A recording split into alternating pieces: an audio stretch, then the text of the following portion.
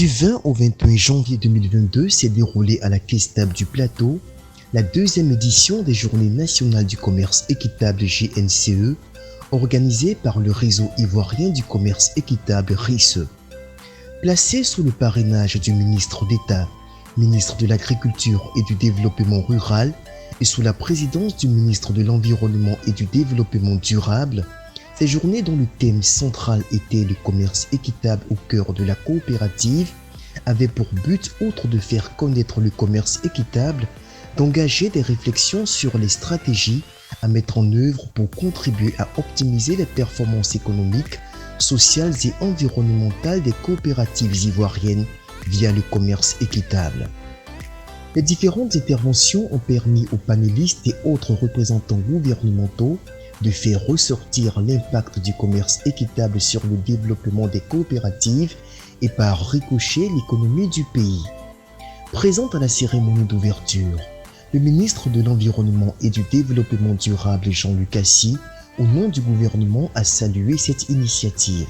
Je félicite donc le réseau ivoirien du commerce équitable pour cette journée qui s'inscrit pleinement dans la politique nationale de préservation de l'environnement.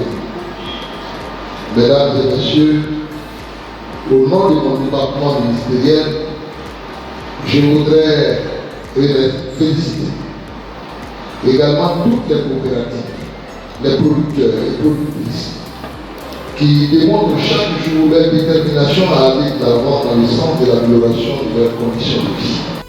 Experte chez Commerce Équitable France, Manon Lelarge a également édifié les acteurs économiques ivoiriens, et en particulier ceux des coopératives, sur le bien fondé du commerce équitable pour une meilleure rentabilité de leurs activités. 85% des producteurs qui sont certifiés en commerce équitable ont des prix qui sont au-dessus des prix du marché conventionnel. Donc ça, c'est quelque chose qu'avait déjà montré cette étude à l'époque. 65% des études indiquent qu'il y a une amélioration des conditions de vie et de travail pour les producteurs qui s'inscrivent dans des filières équitables.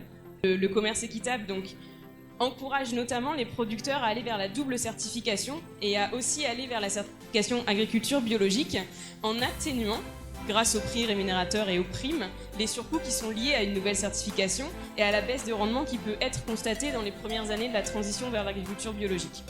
Ces interventions, ajoutées à celles d'autres panélistes, ont visiblement outillé les participants, dont certains approchés dans les différents stands ont loué l'initiative.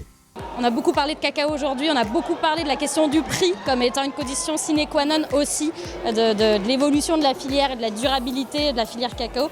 Voilà, je suis très contente de ce qui en ressort parce que je trouve que c'est cette conclusion que je retire de cette journée et elle est très, très engageante pour la suite. Je pense que cette journée a été vraiment bénéfique pour nous et elle nous a permis de faire de nouvelles rencontres, de croiser des partenaires et ainsi que de pouvoir aussi valoriser nos produits. Et je crois que c'est des événements vraiment à encourager et que l'année prochaine, ça sera encore plus meilleur. La SIMPA est une coopérative qui est spécialisée dans la collecte et la commercialisation du café et du cacao. Et ce matin, nous sommes venus participer à la deuxième édition des Journées nationales du commerce équitable initiée par le RICE. Voilà, et je dirais que c'est une très bonne initiative parce qu'elle permet aux coopératives de se former et d'apporter une plus-value à leur activité. Très intéressant de commencer la conférence avec un panel sur à la fois les défis environnementaux que tout le monde connaît, mais aussi de faire le lien avec le revenu des producteurs. En ce qui me concerne, j'ai pu, à l'occasion de ce panel, faire le point sur tous les débats relatifs à l'augmentation du revenu du producteur qui me semble être à la base de bon nombre de problèmes de la filière du cacao. Donc au lieu de toujours parler de l'environnement ou du travail des enfants, je pense qu'il faudrait commencer d'abord, avant tout, de parler du prix, un prix rémunérateur pour le cacao. Le conseil principal, c'est vraiment de s'organiser et de viser le long terme. C'est-à-dire il faut prendre le temps de structurer sa coopérative, de viser loin, de s'entourer de partenaires techniques, de partenaires financiers, c'est plus aisé. Et d'avoir vraiment, pour moi, ce qui est important sur des sujets comme cela, c'est d'avoir un plan à long terme. c'est de ne pas viser des objectifs immédiats, mais de prendre le temps de structurer ses membres, de renforcer leurs capacités et petit à petit de constituer un réseau de partenaires.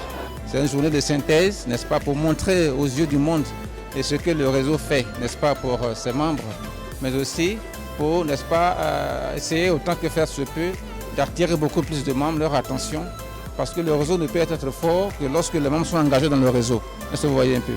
Voilà, donc c'est une journée de reconnaissance, mais aussi une journée aussi d'encouragement des autres coopératives à pouvoir, n'est-ce pas, être encore plus engagés dans le réseau. Nous, on a commencé la transformation l'année dernière, c'est-à-dire mai 2021, donc même pas un an. Mais déjà, grâce à notre chocolat, on a voyagé. On est parti à Paris, on a vendu notre chocolat là-bas qui a été fortement apprécié. C'est parce qu'on a osé. C'est vrai que c'est pas facile, mais on a osé et aujourd'hui, ça nous ouvre plein de portes. Notamment, justement, on est aujourd'hui au salon ici au RIS pour présenter encore des produits et rencontrer d'autres personnes. C'est une chance inouïe pour moi en fait d'être ici et de rencontrer les producteurs, de rencontrer les représentants des coopératives, de rencontrer les pouvoirs publics ivoiriens et de voir que tout le monde porte des valeurs vraiment très riches, très fortes pour la défense des droits des producteurs, pour des revenus plus décents, pour des modes de vie qui soient justes pour eux et pour un respect des modes de production qui soient plus durables et qui respectent l'environnement et qui permettent à la filière cacao tout simplement aujourd'hui d'avoir un avenir durable et un avenir qui donne envie aux consommateurs de continuer à consommer des produits issus du commerce équitable et des coopératives ivoiriennes. De 2004 à 2020, le volume de cacao écoulé sur le marché grâce au commerce équitable est passé, selon Atsier Ossé Francis du RISE, de 25 à 250 000 tonnes. Ces résultats positifs enregistrés au niveau de la filière cacao ont incité les producteurs de plusieurs autres filières, à savoir anacarde, banane, noix de coco, menthe et miel, à s'engager dans le commerce équitable.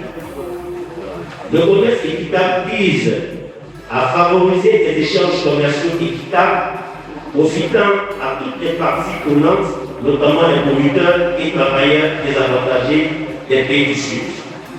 Notons que ces journées ont mobilisé les principaux acteurs impliqués dans le secteur agricole, acteurs étatiques, sociétés coopératives, ONG, exportateurs, industriels, organismes de certification, structures de financement, organisations internationales et partenaires au développement et se sont terminés par un dîner gala qui a permis de créer un échange et une synergie entre les participants dans une atmosphère conviviale et décontractée. Premier ministre Jessie Mokuyo, Wabinono Badiamant, Sergio Nicolas, Jules Thierry Mokoko.